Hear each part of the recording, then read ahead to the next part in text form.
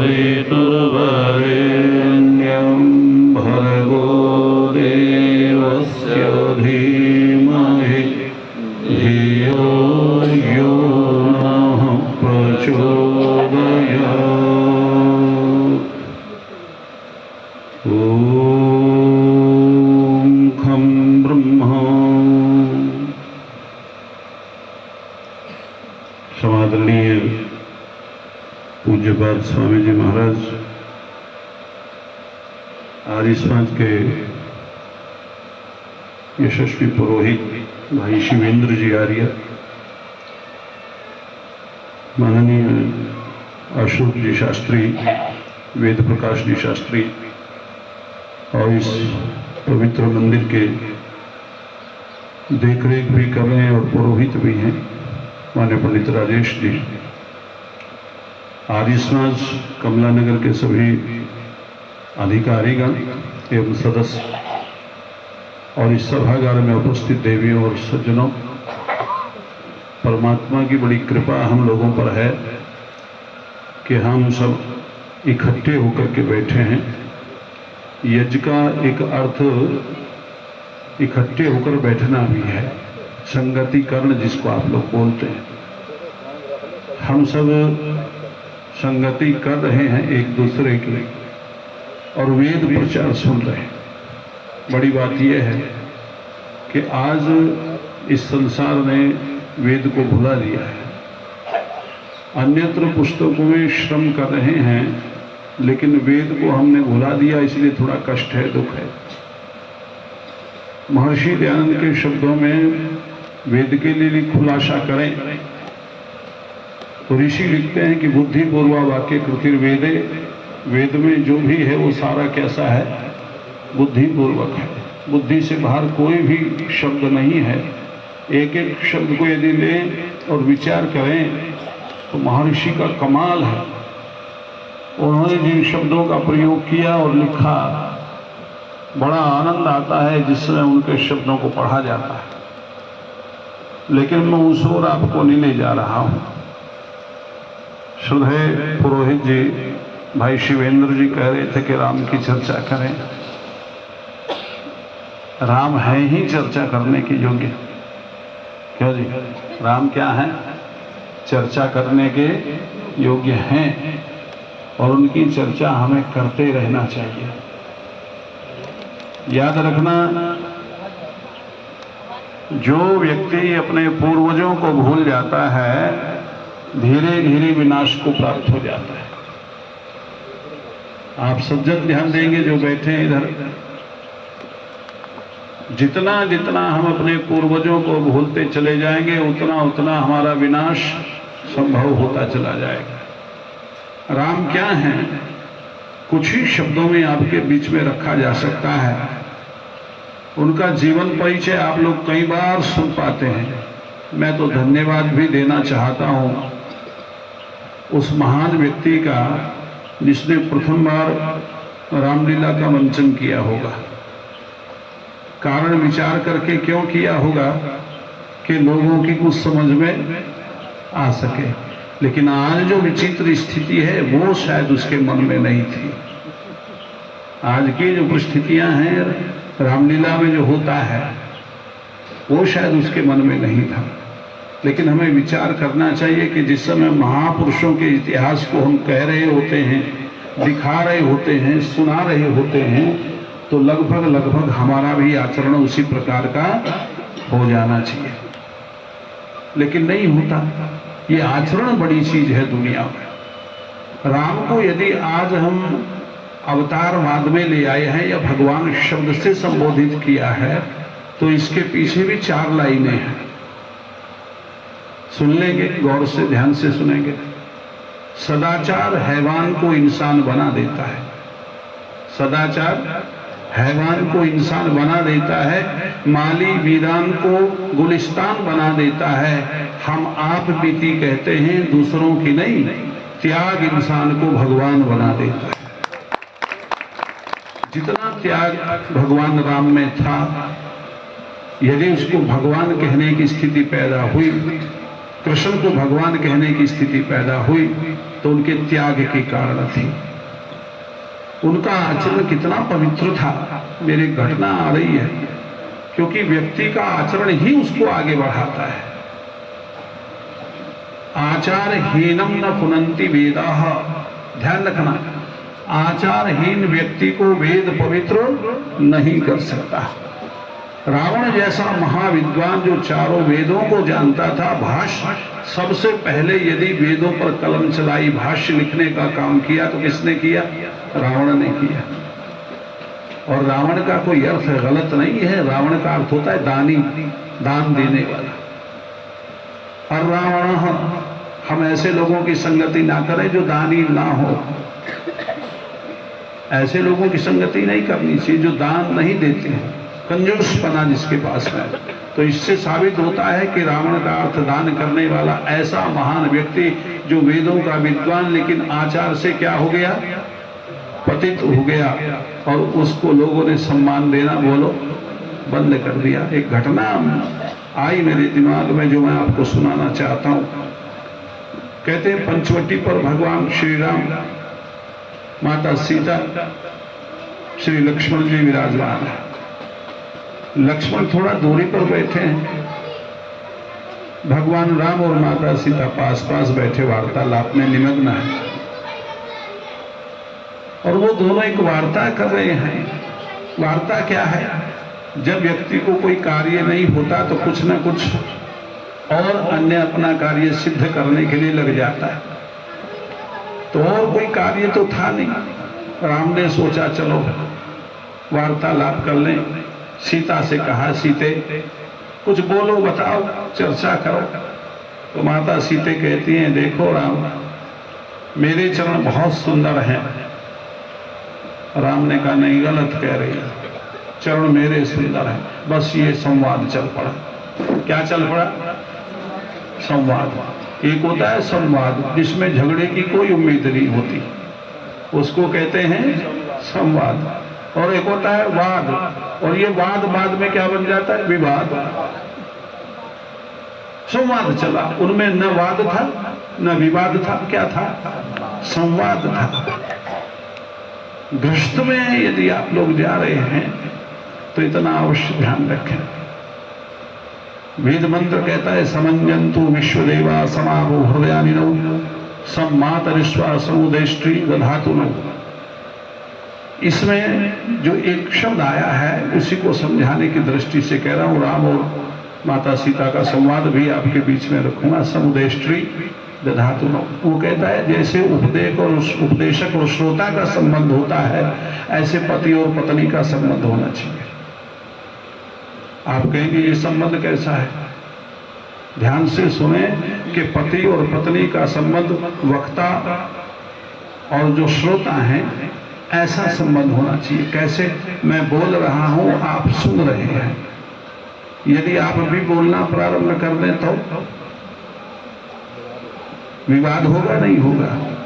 तो पति और पत्नी, ध्यान रखें, यहां बैठे हैं ना, सभी गृहस्थी हैं। मैं राम को सामने रख करके आपको जो बात कह रहा हूं उसे जरा ध्यान से सुने। जिस समय माता सीता बोलती थी तो राम चुप रहते थे, ये उनका बड़प्पन था। और जब राम बोलते थे तो सीता क्या करती थी? चुप रहती थी, सुना करती थी। उनका वक्ता और श्रोता का संबंध था। याद रखना देवियों और सज्जनों, जिस घर में ये भाव बना हुआ है, जहां पति बोलता है और पत्नी चुपचाप तब तक सुनती रहती है जब तक विराम ना लग जाए, और जहां पत्नी बोलती है पति सुनता रहता है, वहां कोई समस्या खड़ी नहीं हो सकती।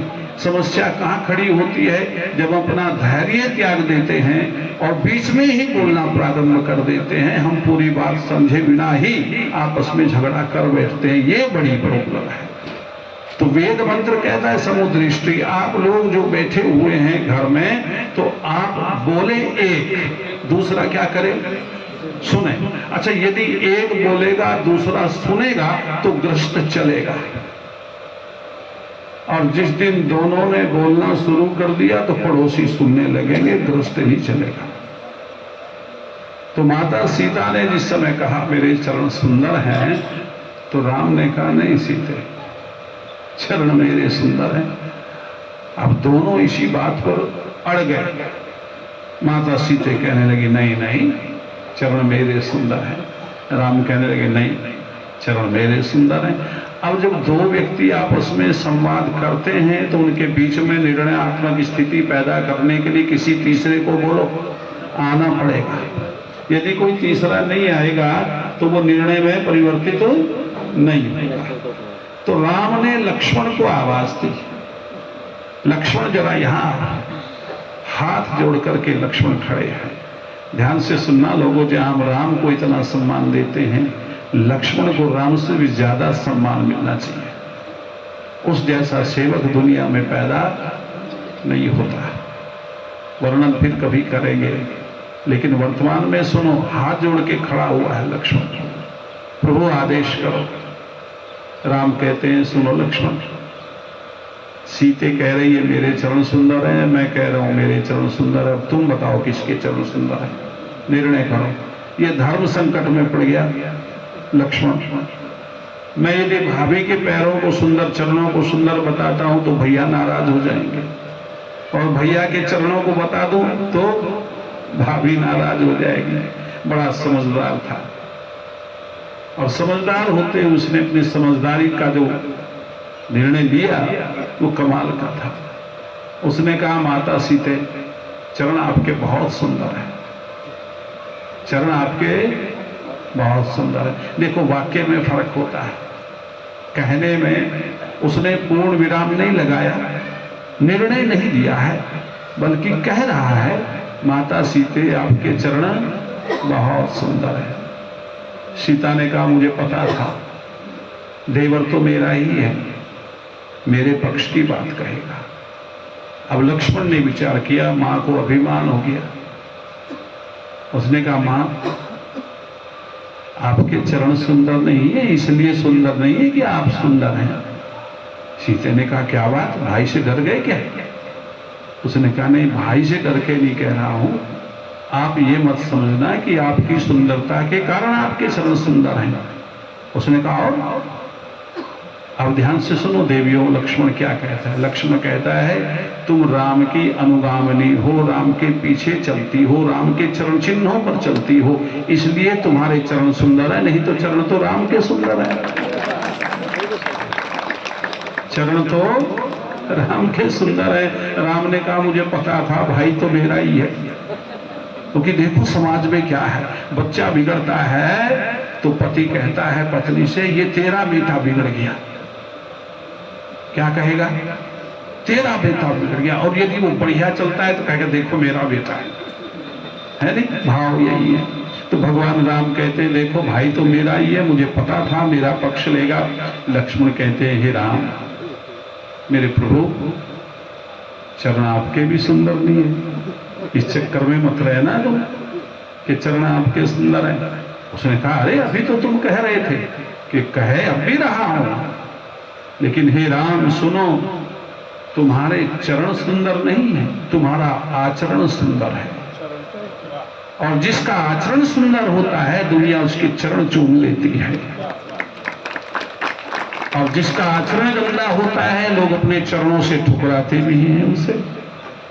तो इसलिए याद रखो कि महर्षि वाल्मीकि ने जो पुस्तक लिखी है, रामायण का जीवन चरित्र राम का लिखा है, उसको यदि हम पढ़ लें तो एक एक शब्द हमारे जीवन को परिवर्तित कर सकता है, हमारे गृहस्थ को परिवर्तित कर सकता है।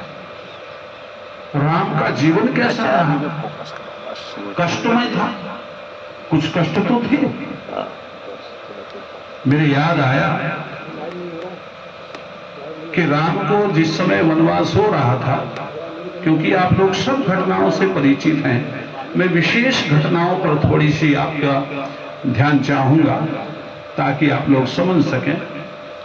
राम को वनवास हो रहा है, जनता दुखी है, पूरा परिवार दुखी है, एक आध व्यक्ति सुखी है, कई कई जैसा, और सब क्या है बोलो, दुखी है। उसी जनता में एक व्यक्ति और थे, वो मुस्कुरा रहे। लोगों की आंखों में आंसू है, वो मुस्कुरा रहे। किसी ने पूछा, महर्षि क्या राम के वनगमन से तुम्हें सुख मिल रहा है, आनंद मिल रहा है? उसने कहा नहीं। तो फिर आप मुस्कुरा क्यों रहे हैं? महर्षि वशिष्ठ ने कहा कि मैं इसलिए मुस्कुरा रहा हूं, राम को जो मैंने शिक्षा दी थी आज वो फलीभूत हो गई। आज उसका रिजल्ट मेरे सामने है कि वो शिक्षा अपने फल को दे चुकी है। व्यक्ति ने पूछा, कौन सी शिक्षा दी थी? कि दुख और सुख में समानता बनाए के रखना है, कभी दुख में दुखी मत होना, सुख में फूल करके कुप्पा मत हो जाना। ये बातें जब मैंने राम को सिखाई थी, राम उस समय सीखता था, लेकिन आज मेरा ज्ञान फलीभूत हो रहा है। जब राम ने सुना था कि तुम्हारा राज्याभिषेक होगा, तब कोई खुशी नहीं थी चेहरे पर, और जब सुना कि वनवास हो रहा है तब कोई दुख नहीं था चेहरे पर, समान अवस्था थी। याद रखना, महान पुरुषों की एक यही विशेषता होती है कि जब दुख और सुख में उनका जीवन गुजरता है तो वो समान अवस्था बना करके रखते हैं। दुख में रोते नहीं और सुख में हंसते नहीं, समान अवस्था, गंभीर अवस्था बनी रहती है। कितने गंभीर थे राम, कितने विद्वान थे राम।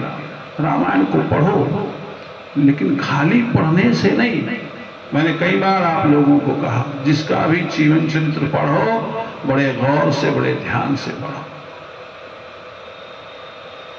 उनके जीवन की कई घटनाएं मेरे ध्यान आती हैं, मैं उनको थोड़ी थोड़ी सी करके आपको दिखा रहा हूं।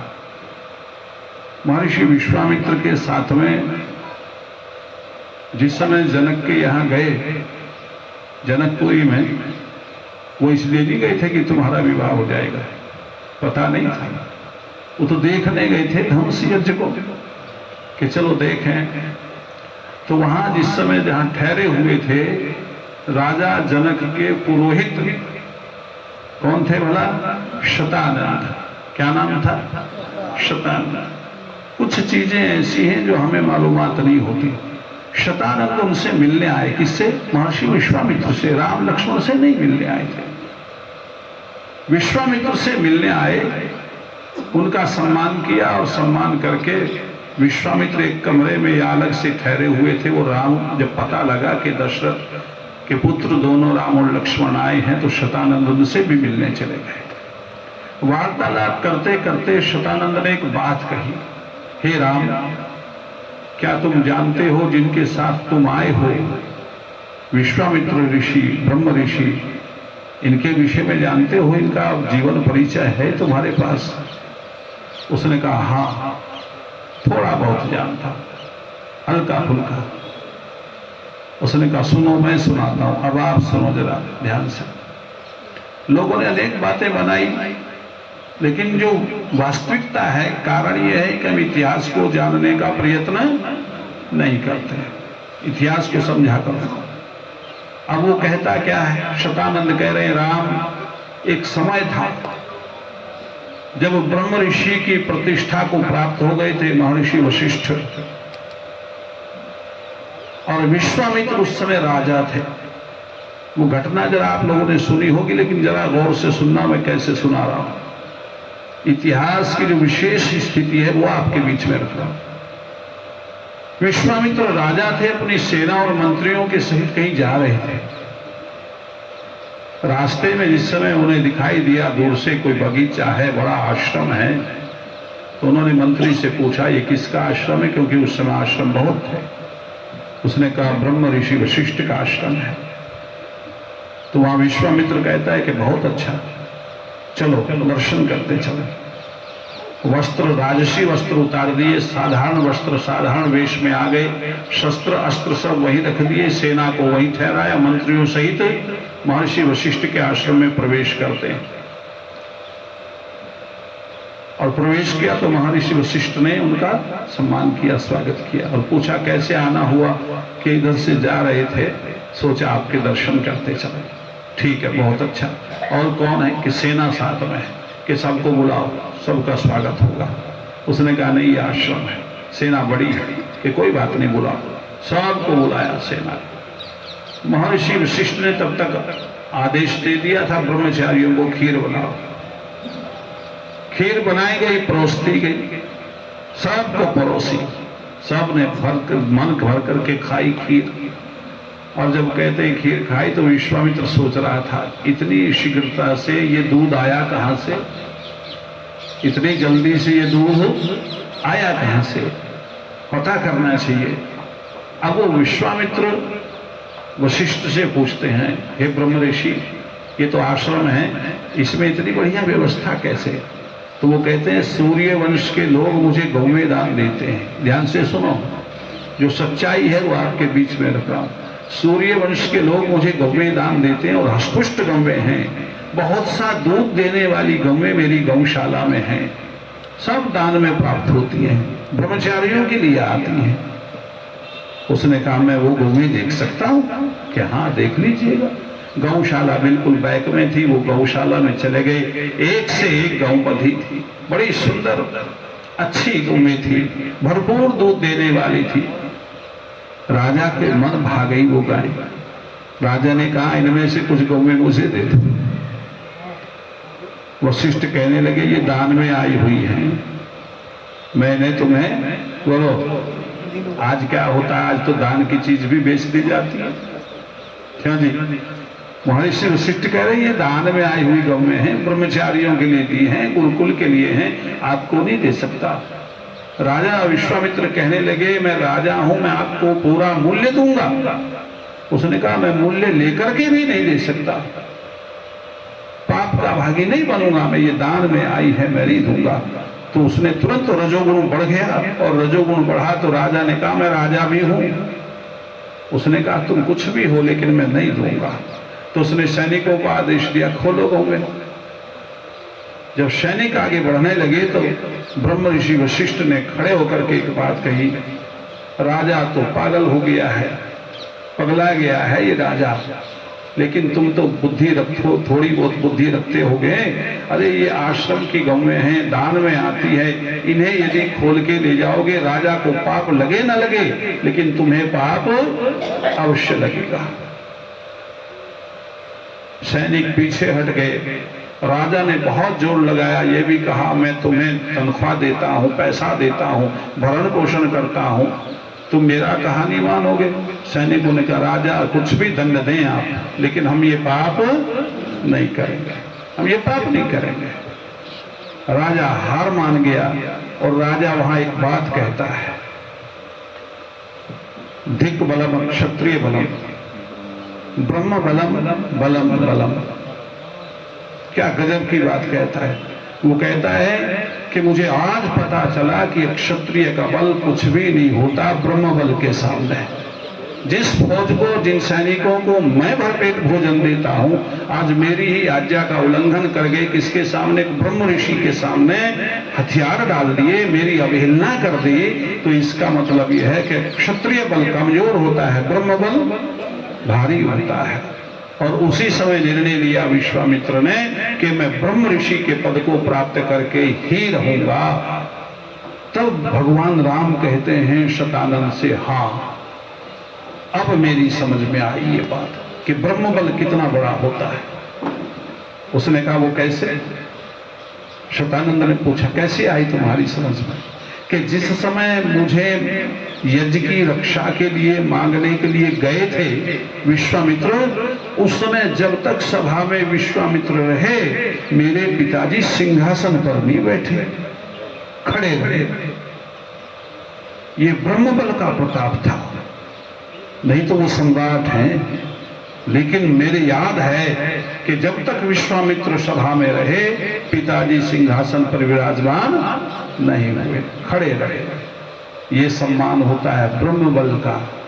और याद रखना कि जहां दोनों बल मिलकर के काम करते हों, वहां हमेशा विजय श्री प्राप्त होती है। ब्रह्म बल और क्षात्र बल, ये दोनों बल ही व्यक्ति को आगे बढ़ाते हैं।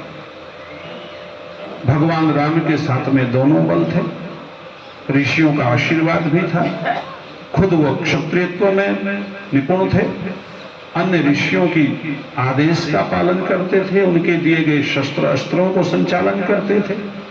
याद रखना, दोनों की स्थिति समान होती है तभी जाकर के विजय प्राप्त होती है। एक दूसरे के बिना दूसरा लंगड़ा है, लूला है, कुछ नहीं कर सकता। यदि खाली ब्रह्म बल चले तो भी काम नहीं कर सकता, यदि खाली क्षत्र बल चले तो भी काम नहीं कर सकता। इसलिए यदि अपने ग्रंथों को पढ़ोगे तो राम एक आदर्श पुत्र थे, राम एक आदर्श पुत्र थे, राम एक आदर्श भाई थे, राम एक आदर्श पति थे, राम एक आदर्श राजा थे। जो भी आप देखें, जहां से भी देखने का प्रयत्न करेंगे, राम में किसी प्रकार की कोई त्रुटि नहीं थी। एक बात कह दूं आप लोगों को, राम का तो सारा जीवन अनुकरणीय, राम का सारा जीवन अनुकरणीय है, लेकिन कृष्ण का जीवन अनुकरणीय नहीं है, उसका तो उपदेश अनुकरणीय है। वो बुद्धि है नहीं तुम में, तुम पिट जाओगे किसी से। जो बुद्धि बोलो कृष्ण में थी, राम ने कभी कोई उपदेश नहीं दिया, उनका तो जीवन ही उपदेश बन गया लोगों के लिए। शतानंद ने जब विवाह कराया और उस विवाह में जो मंत्र पढ़े गए, जरा ध्यान दीजिएगा, आज भी हमारे पंडित लोग मंत्रों को पढ़ते हैं। और गृहस्थ की जो शिक्षा उस समय शतानंद ने दी, वो थोड़ा आपके बीच में रखना चाहूंगा, बस समय उसी में हो जाएगा आपका। लेकिन वो वास्तविकता है, मैं रखना चाहता हूं। पूरी कथाएं तो आप लोगों ने सुनी होंगी, लेकिन वो एक ऐसा विषय है जो हमारे गृहस्थ से संबंध रखता है। शतानंद विवाह के विषय में बहुत कुछ कह गए राम को, लेकिन एक प्रकरण आता है सप्तपदी। कौन सा प्रकरण है? सप्तपदी है। और सप्तपदी के लिए हमारे ब्राह्मण वर्ग ने एक श्लोक रचा, मंडपे मधुपर्के च लाजाहूं परिक्रमा यावत सप्तपदी न भवेत तावत कन्याकुमारी का। यह श्लोक रचा, इस श्लोक को समझो आप लोग। वो कहते हैं कि मंडप बंध जाए, मधुपर्क की विधि हो जाए, खीर लाजाहूम हो जाए, परिक्रमा हो जाए, लेकिन जब तक सप्तपदी नहीं होती तब तक लड़की कुंवारी रहती है, वो पत्नी शब्द में तब्दील नहीं होती, कुंवारी रहती है। तो वो सप्तपदी क्या है, इसकी व्याख्या शतानंद जी ने जब सुनाई राम को, ओहो, ग्रस्त सारा सामने रख दिया। ऐसा नहीं था आजकल की तरह कि तुम सारा नाच गाने में समय काट दो, सारा स्टेज पे समय निकाल दो। मैं एक बात पूछना चाहता हूं इस बुद्धिवाली वर्ग से कि जितना हम पढ़े लिखे होते जा रहे हैं उतना हम बुद्धिहीन होते जा रहे हैं। सभ्यता की पराकाष्ठा असभ्यता आ जाती है। जब सभ्यता अपने चरम सीमा पर पहुंचती है तो समझ लो असभ्यता शुरू होगी, और वो हो गई। मैं एक बात पूछना चाहूंगा, कोई मेरी बात का जवाब दे सकता है खड़ा होकर के, कि विवाह से पूर्व यदि पंडित जी ने संस्कार नहीं कराया है, उससे पूर्व आप स्टेज लगा करके किस रूप में उनको वधु जो है मानते हो, वर वधु पति पत्नी मान करके आशीर्वाद देते हो स्टेज पर बैठ करके? क्या अधिकार है तुम लोगों को उस समय? अधिकार है कोई अधिकार? अभी तो वो पति पत्नी बोलो बने भी नहीं, और तुम करते क्या हो? ईसाइयों की सरासर तुम लोगों ने नकलें कर ली हैं। ईसाइयों में संस्कार नहीं होता, वो वही वरमाला डालते हैं और डाल करके वही अपना आशीर्वाद लेकर के चले जाते हैं। तुमने अपनी संस्कृति को बिगाड़ दिया। होना ये चाहिए कि पहले संस्कार, उसके बाद वर वधू स्टेज पर पहुंचे और आप लोग आशीर्वाद खूब दें। कौन मना करता है? वो उस समय आशीर्वाद के लायक हो जाते हैं, पति पत्नी के रूप में आ जाते हैं। इसलिए बदलो इन चीजों को। यदि इस हिंदू समाज को, यदि इस सनातन धर्म को आप जीवित रखना चाहते हैं, वैदिक संस्कृति को जीवित रखना, लेकिन बदल नहीं पाओगे तुम, क्योंकि तुम्हारे चिन्ह जो हैं इतने खराब हो गए, इतनी गंदगी इसमें भर गई है, तुम बदलना ही नहीं चाहते। और सब बाद में क्या होता है, पंडित जी जरा जल्दी कर देना, और इस जल्दी में फिर तुम वृद्धाश्रम में जाते हो। इस जल्दी के कारण बच्चे तुम्हारी सेवा नहीं कर पाते, इस जल्दी के कारण तुम्हारे ग्रस्त बिगड़ जाते हैं। क्यों? क्योंकि वहां पंडित समझाने के लिए बैठा है और तुम समझने को तैयार नहीं। अब शतानंद को सुन लीजिए क्या कहते। शतानंद कहते, राम, जिस व्यक्ति ने सप्तपदी को जान लिया जिस व्यक्ति ने सप्तपदी को समझ लिया उसका गृहस्थ स्वर्ग से भी बढ़िया हो जाता है, सुंदर हो जाता है।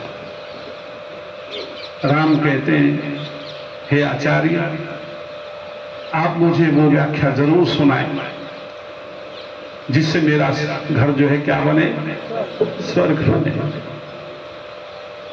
अब यहां सतानंद सुना रहे, सुनो ध्यान से। ये चीजें मिलती हैं बहुत गहराई में जाने से, ऊपर ऊपर से नहीं मिलती। मंचन कर लेना एक अलग बात है और राम के जीवन में उतर जाना एक अलग बात है। याद रखना, हमें राम के जीवन में उतरना है या राम के जीवन को अपने में बोलो उतारना है, तभी हम कुछ कर पाएंगे। तो यहाँ सदानंद सुना रहे हैं, आप सब सुनेंगे और मैं बस इसको फिर विराम दूंगा अपनी वाणी को, ताकि आपकी समझ में वो चीज आ जाएगी जो हम समझाना चाह रहे हैं राम के माध्यम से। सदानंद कहते हैं, सुनो रखो, 7 कदम एक साथ चला जाता है पति पत्नी का ईशान कोण से, और वो दोनों 7 कदम उठाते हैं। पहला कदम, ईशे एक पदे भव स माम अनुवर्ता भ विष्णुस्त्वानय तो पुत्रान विंदावहि बहुस्ते संतु जलनष्टया। वो कहता है, सुनो, परमात्मा से प्रार्थना करते हैं वरवधू, सहायता चाहते हैं वरवधू, और ये कहते हैं प्रभु हम दोनों आज से ये प्रतिज्ञा करते हैं कि अपने गृहस्थ आश्रम में ईशे अन्न की कमी नहीं आने देंगे। अन्न के लिए हम दोनों भरपूर प्रयास करेंगे, हमारे घर में अन्न की कमी ना रहे। पहला कदम हम अन्न के लिए उठाते हैं, मेरे गृहस्थ में घर की कमी नहीं आएगी, आनंद आएगा, अन्न की कमी नहीं आएगी, मेरा घर अन्न से भरपूर रहेगा। याद रखना, जो गृहस्थी है और उसके घर में अन्न का संग्रह नहीं है, ऐसा गृहस्थी हो ही नहीं सकता। जो व्यक्ति रोज लाता है, रोज खाता है, ऐसे व्यक्ति का गृहस्थ क्या रहेगा? यदि मेहमान आ जाए तो क्या करेगा? अतिथि आ जाए तो क्या करेगा? लॉकडाउन लग जाए तो क्या करेगा? इसलिए गृहस्थ के लिए पहला कदम सदानंद कह रहे हैं, हे राम, वो गृहस्थ उत्तम है जिस गृहस्थ में अन्न का संग्रह बना रहता है। अन्न का संग्रह जिस घर में होगा, अन्न खाने को मिलेगा। नमक और रोटी खाकर के भूख बोलो शांत की जा सकती है, लेकिन यदि अन्न ही नहीं है तो पानी से भूख शांत होने वाली नहीं है। इसलिए पहला कदम पति पत्नी ध्यान रखें कि हम अपने घर में किसी भी प्रकार से अन्न की कमी नहीं आने देंगे। दूसरा शब्द कहता है अन्नोर वही प्राण। अन्न क्या है? प्राण है अन्न। अन्नोर वही ब्रह्म। अन्न ही क्या है? ब्रह्म है। इसलिए कभी भी अन्न की निंदा नहीं करनी चाहिए। जो अन्न की निंदा करेगा वो ब्रह्म की निंदा करेगा, जो अन्न की निंदा करेगा वो प्राण की निंदा करेगा। इसीलिए सतानंद कहते हैं, राम, वो गृहस्थ सुखमय जीवन व्यतीत करता है जिनके घरों में अन्न का भंडारण होता है। अतिथि कुछ आ जाए, किसी समय आ जाए, कोई चिंता नहीं है। लॉकडाउन आज लगे कल लगे, कोई चिंता नहीं है। ध्यान कल्पना करना, आप बुद्धिमान बैठे, जो लोग रोज लाते थे, रोज खाते थे, पंडित जी क्या हाल हुआ होगा उन लोगों का? जीवन देखना, आप लोगों के पास तो था कुछ, उनके पास तो पैसा भी नहीं था, रिक्शा चलाता था, रोज बेचारा लाता था, आटा खा लेता था। इसीलिए कहा, शास्त्र कहता है कि अन्न का भंडारण आपके गृहस्थ में होना चाहिए। अगला शब्द सतानंद कह रहे हैं, सुनो, तुम दोनों को आगे एक कदम और बढ़ाना है। वो क्या है? ऊर्जे द्विपदी भवः। ईश्वर से सहायता मांगो, प्रत्येक कार्य में ईश्वर को समक्ष रखो। यदि ईश्वर को सामने रखोगे तो आपत्ति आने वाली टलेगी। मैंने बताया था आप लोगों, ईश्वर को साक्षी मान करके कार्य करो।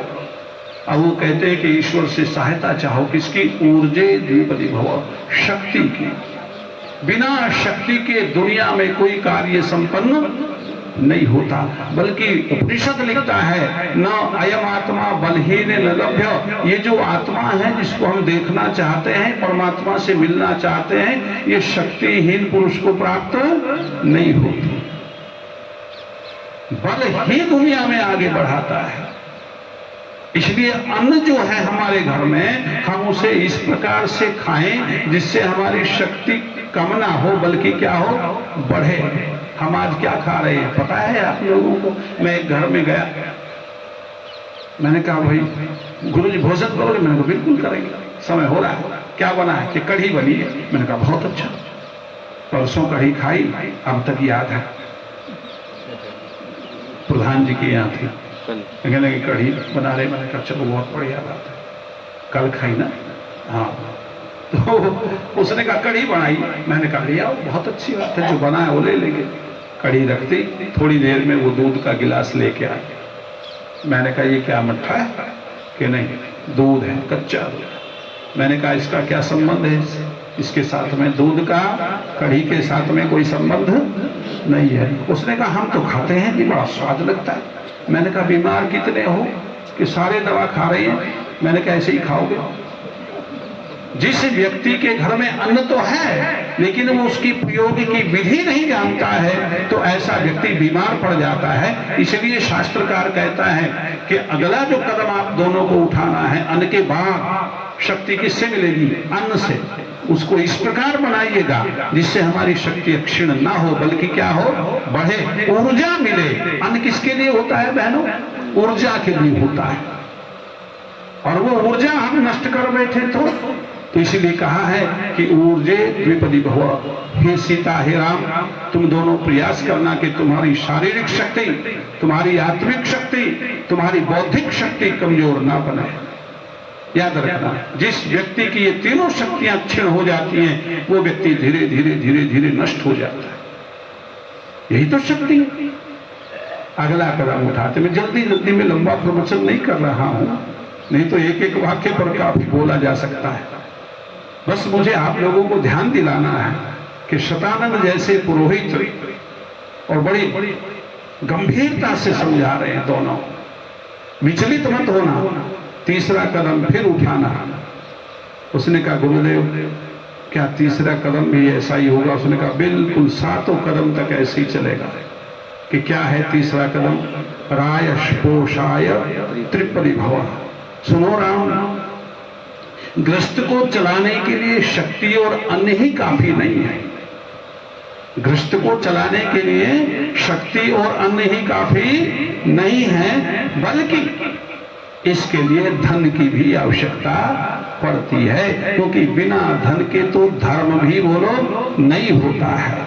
इसलिए जिस घर में धन है उस घर में उन्नति होती है, क्योंकि कहा है धन को धन कमाता है, धन को धन कमाता है। इसलिए हे राम सुनो, आपका गृहस्थ सुखमय हो जाएगा, आपके गृहस्थ में खुशियां आएंगी, आपका गृहस्थ उन्नतिशील स्वर्ग बन जाएगा यदि आपके घर में धन की कमी नहीं है, पॉकेट में धन की कमी नहीं है।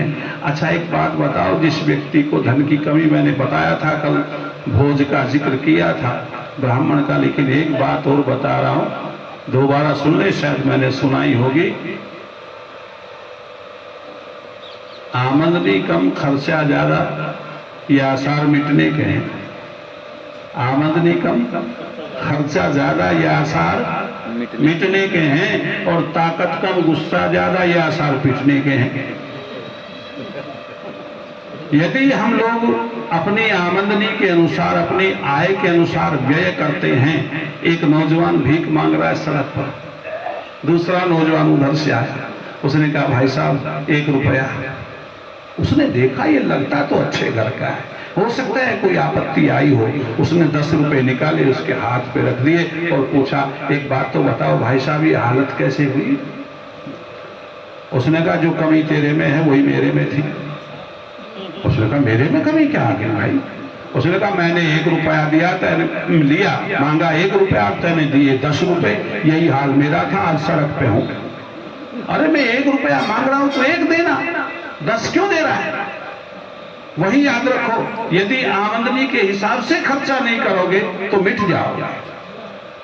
आवश्यक है कि हमें आय के हिसाब से ही व्यय बोलो करना चाहिए। मेरी आमदनी 10 रुपए है तो मैं 8 रुपए खर्च करूं, 2 तो कम से कम वक्त जरूरत के लिए बचा दूं। इसलिए धन भी आवश्यक है, बिना धन के कोई भी व्यक्ति आगे नहीं बढ़ सकता। इसलिए हमारे घर में धन होना चाहिए। हे राम ध्यान देना, तीसरा कदम तुम दोनों उठा रहे हो, किस लिए उठा रहे हो? धन के लिए। धन की कमी ना आए, परिश्रम करो, मेहनत करो, धन की कमी नहीं आनी चाहिए घर में। अगली बात कहते हैं मयो भवाय चतुष्पदी भवा। हे राम हमेशा कोई भी कार्य करना, ऐसा करना जिससे सुख मिले, कोई ऐसा कार्य मत करना जिससे दुख उपजे। हमेशा अपने गृहस्थ में कोई भी ऐसा कार्य मत करो जिससे हमें तो दुख हो ही हो, लेकिन मेरे पास में रहने वाले मेरे बच्चे हैं, पति हैं, माता पिता हैं, सास ससुर हैं, उनको दुख हो, ये गलत हो जाएगा। आप हमेशा सुख के लिए प्रयत्न करना, कोई भी कार्य ऐसा नहीं करना जिससे दुख उपजे। राम कहते हैं प्रयत्न करेंगे आचार्य कि किसी भी प्रकार से मेरे गृहस्थ में दुख ना आए। और ये आप लोग भी प्रयास कर सकते हैं कि हमारे घर में दुख कब आता है? जब हम एक दूसरे की सुनते नहीं। बस पहले पत्नी क्या होती है? त्रिमुखी होती है पत्नी। कितने मुख की होती है? त्रिमुखी। जब विवाह के लाता है ना, तब कहता है तू मेरी चंद्रमुखी है, मेरी चंद्रमुखी। धीरे धीरे वो चंद्रमुखी साल 2 साल के बाद कड़वा बोलने लगती है तो सूरजमुखी हो जाती है, और एक दिन वो आग बबूला हो जाती है, ज्वालामुखी बन जाती है। तो वो घर स्वर्ग बनेगा, सुख रहेगा उसमें? नहीं रहेगा। ये पत्नी के लिए भी है, पति के लिए भी है, दोनों ही एक साथ बने रहें, दोनों एक दूसरे के प्रति सम्मान की भावना रखें, दोनों एक दूसरे को पूज्य माने, तब कहीं जाकर के वो बात बनेगी। तो राम से कहा हे राम सुखमय जीवन व्यतीत करना चाहते हो तो कोई भी कार्य ऐसा मत करना जिससे दुख पैदा हो। ये चौथा कदम तुम उठा रहे हो। उसने कहा ऐसा ही करेंगे तथास्तु। अगली बात शतानंद कहते हैं सुनो राम, 5वां कदम सुन लो, आप सब लोग सुन लो। वो कहते हैं प्रजा पंचपदी भवा। अब तुम्हें एक आदेश दिया जाता है दोनों को कि जब तुम्हारे घर में अन्न हो, शरीर में बोलो शक्ति हो, आपके पास धन हो, आपका सुखमय जीवन हो जाएगा। अच्छा बताओ लोगों कि जिसके घर में अन्न है, शरीर में शक्ति है, जेब में पैसा है तो सुखी है कि नहीं है? और यदि इनमें से एक कम हो जाए तो सुख नहीं रहेगा। तो वो कहते हैं यदि तुम सुख में बन जाओ इन तीनों को पा करके, फिर अब क्या करें कि प्रजा पंचपदी भव। अब प्रजा की उत्पत्ति करो। क्यों करो प्रजा की उत्पत्ति? पहले क्यों नहीं की प्रजा की उत्पत्ति? वो कहते हे राम यदि तुम्हारे घर में अन्न और धन नहीं है तो बच्चा भिखारी बनेगा। क्या बनेगा? बच्चा भिखारी बनेगा। तेरे घर में तो खाने को दाने नहीं है जी, वो बीमार हो जाए तो खर्चने के लिए पैसा नहीं है, उसकी औषधि आदि के लिए पैसा नहीं है। तो याद रखना तेरे शरीर में शक्ति नहीं है। एक बात और सुन ले आप जितने लोग बैठे, शास्त्र कहते हैं, आयुर्वेद ग्रंथों में ये चीजें पाई जाती हैं। आयुर्वेद कहता है जो गृहस्थी निर्बल और रोगी संतान पैदा करता है वो पापी होता है। आप कहेंगे ये क्यों होता है? इसलिए होता है कि उसने राष्ट्र को, उसने समाज को ऐसी संतान दी। या तो चाहिए था कि वो राष्ट्र और समाज का भला करे, अब राष्ट्र और समाज उसका कार्य करेंगे, उसका पालन पोषण करेंगे। हम चाहते थे हमारा पालन पोषण हो, लेकिन हमने कमजोर संतान और रोगी संतान पैदा करके क्या कर दिया? अब उसका भरण पोषण हम करेंगे। इसलिए शास्त्र कहता है कि जो व्यक्ति रोगी और कमजोर संतान, शक्तिहीन संतान पैदा करता है वो पापी की श्रेणी में आ जाता है। इसलिए प्रजा कहां आई? 5वें नंबर पर आई है। 5वां पद उठा रहे हो दोनों। फिर क्या करो? प्रजा की उत्पत्ति करो। अब ठीक है, घर में अन्न है जी, पॉकेट में मनी है, शरीर में क्या है? शक्ति है। जब ये तीनों चीज हैं तो सुख ही सुख है। और सुख में पैदा होने वाली संतान हमेशा आपको स्वर्ग का अनुभव कराती है, उत्तम होती है। और दुख में पैदा होने वाली संतान बोलो वो कहां दे देगी आपको, क्योंकि उसका तो माइंड, उसकी बुद्धि वैसी बनी रहेगी। इसलिए उसने कहा प्रजा पंचपदी भव। अब तुम संतान पैदा करो। संतान पैदा करने के लिए इतने से कदमों से तुम्हें गुजरना पड़ेगा। पहले देख लो अपने घर में अन्न की कमी ना हो, शारीरिक शक्ति का कमी ना हो, धन की कमी ना हो। सुख में व्यक्ति ही संतान को उत्पन्न करे, दुख में व्यक्ति संतान को उत्पन्न न करे। अब अगली बात कहते हैं ऋतुभ्यो षट्पदी भव। जो गृहस्थी ऋतु के अनुसार बर्ताव करता है, शतानंद का भाव देखिए, वो कहते हैं जो व्यक्ति ऋतु के अनुसार, वातावरण के अनुसार अपने आप को बदलता है, वो गृहस्थ निरोग रहता है, उन्नति करता है, आगे बढ़ता है। और यदि आप ऋतु के अनुसार बर्ताव नहीं करते हैं, परिवर्तन नहीं लाते हैं, तो याद रखना कि आप बीमार हो जाएंगे, मर जाएंगे, इससे ज्यादा कुछ नहीं, या दूसरों पर भार बन जाएंगे। होता क्या है, हमने देखा है सर्दी का मौसम है और हम लोग शादी कर रहे हैं, विवाह कर रहे हैं, तो उसमें भी आइसक्रीम चल रही है। कुछ कभी कभी ऐसा भी होता है कि हमने ठंडा खाया, तुरंत हमने जो है फिर कॉफी वगैरह की तरफ ध्यान दे दिया, कॉफी पी या ठंडा खा लिया। ये क्या है सुनो, जो स्टॉल लगा होता है ना विवाह में, वो स्टॉल आप सबके लिए नहीं होता है कि 40 स्टॉल लगा दिए, 50 स्टॉल लगा दिए और वो सारे स्टॉल ये सोच लो कि तुम सबके घूमोगे। ये गलत है, ये तुम्हारी बीमारी का कारण है, ये तुम्हारी नीयत ठीक नहीं है। तालीम का जोर इतना, तहजीब का शोर इतना, उर्दू का शायर लिखता है तालीम का जोर इतना, तहजीब का शोर इतना, बरकत जो नहीं होती नीयत की खराबी है। हम जो प्रत्येक स्टॉल पे जाके देखते स्वाद ले रहे हैं, पता है तुम्हें कौन सी वस्तु किस वस्तु के साथ नहीं खानी चाहिए? वो स्टॉल इसलिए लगाता है व्यक्ति कि जिसको जो सूट आए वो उतना ही दे, इसलिए लगाता है। इसलिए नहीं लगाता कि तुमने 100 रुपए कन्यादान में दिए तो सारे स्टॉलों को घूम जाओ, इसलिए नहीं लगाता। वो कहता है तुम्हें जो अच्छा लगे, सूट लगे, बीमार ना बनो तुम वही खाओ, बस जाओ, जरूरी अगला कुछ और देखेगा कोई दूसरा। ऋतु के अनुसार बर्ताव करो।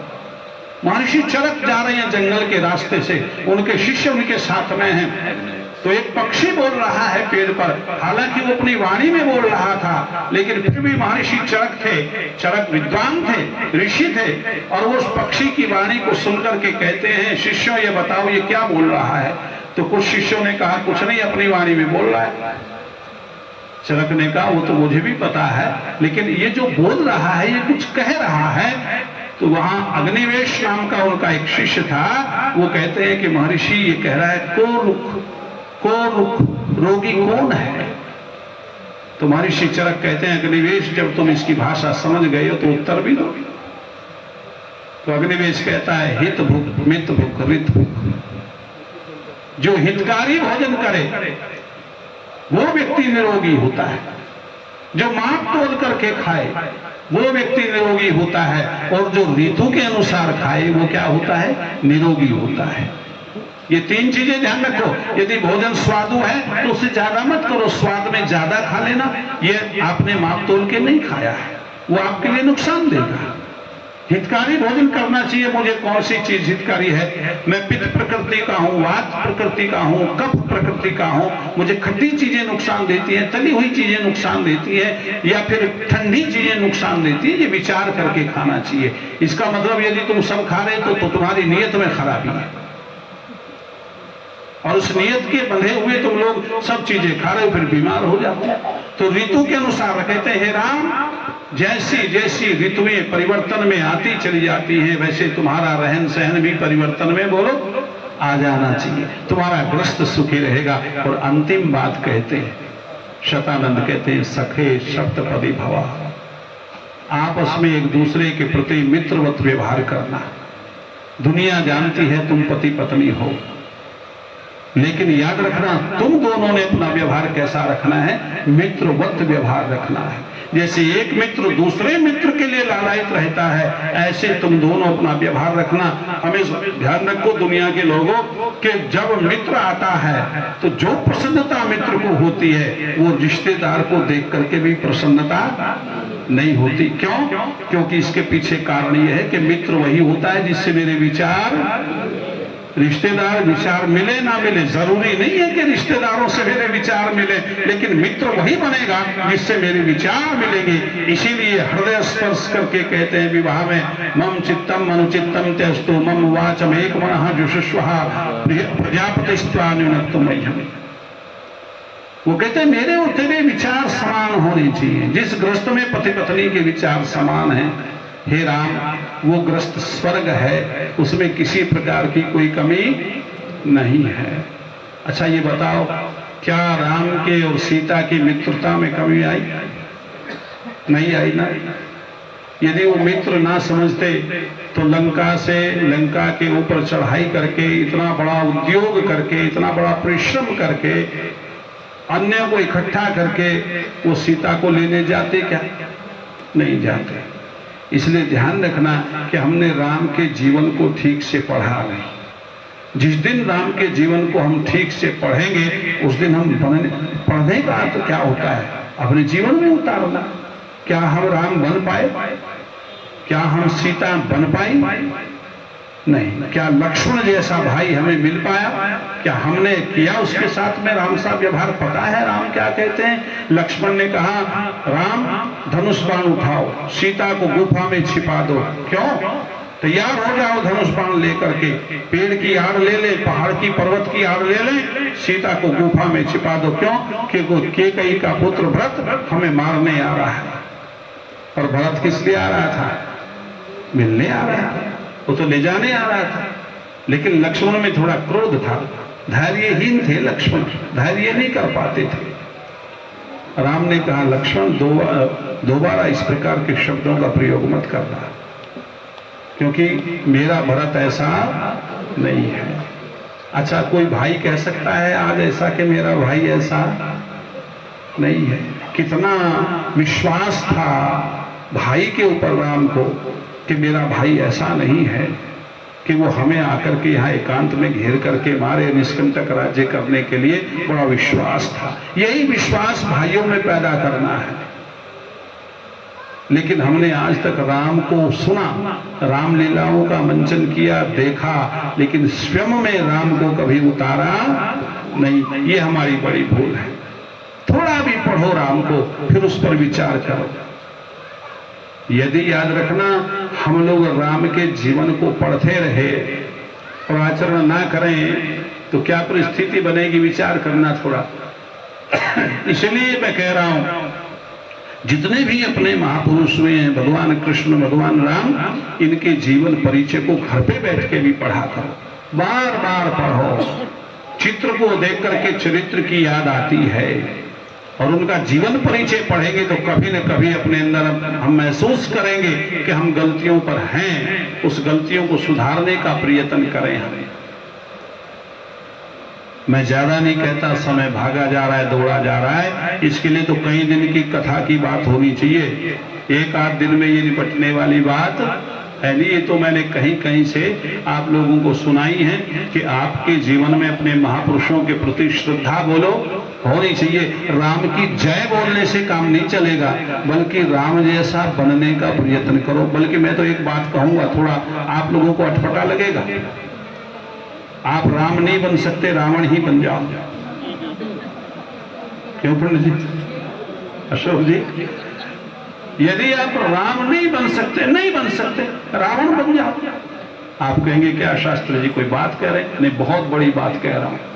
राम तो चरित्रवान थे ही थे, लेकिन रावण उनसे भी बढ़िया चरित्रवान था।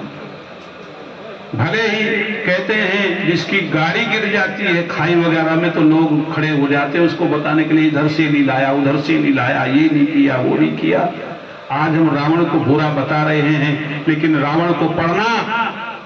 रावण ने सीता को कहाँ रखा? अशोक वाटिका में रखा। क्या अपने महल में नहीं रख सकता था? जब उठा के ले गया था, रख सकता था ना। आज कौन सी सीता बचेगी मुझे बताओ? आज ये जो रावण के रूप में लोग घूम रहे हैं, रावण को बदनाम कर रहे हैं, ये रावण से गिरा हुआ इनका चरित्र है कि नहीं है?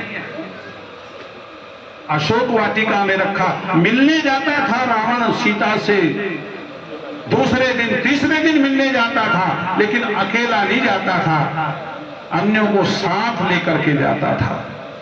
वो चाहता तो अकेला भी मिल करके उससे बात कर सकता था, उसको ये कह सकता था कि तू मेरी रानी बन जा, मेरे महलों में चल, कई बार कहा, लेकिन अंत में एक बात कही। अब उसका चरित्र देखिएगा, कमाल का चरित्र था।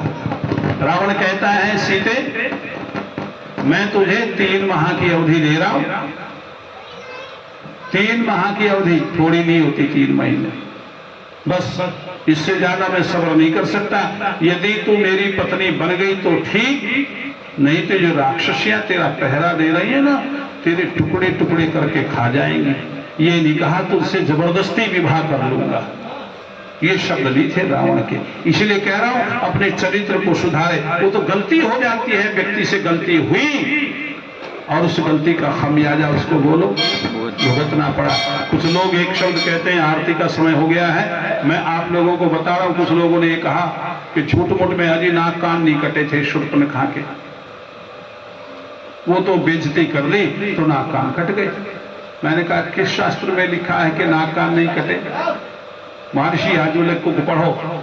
महर्षि याज्ञवल्क्य कहते हैं कि जो स्त्री दुराचार पर उतारू हो जाए उसके नाक और कान काट करके उसको कुरूप कर दो, फिर वो लोगों के सामने बोलो, आएगी नहीं। ये महर्षि याज्ञवल्क्य का प्रमाण है, वो अपने स्मृति में लिखते हैं। इसलिए कुछ चीजें हैं जो हमें एक दूसरे से सीखनी है, राम के जीवन से सीखनी है। आप लोगों ने मुझे बैठ करके सुना है, मैं तो इतना ही कहूंगा कि राम के जीवन को अनुसरण करने की बात है, अपने जीवन में उतारो उसे।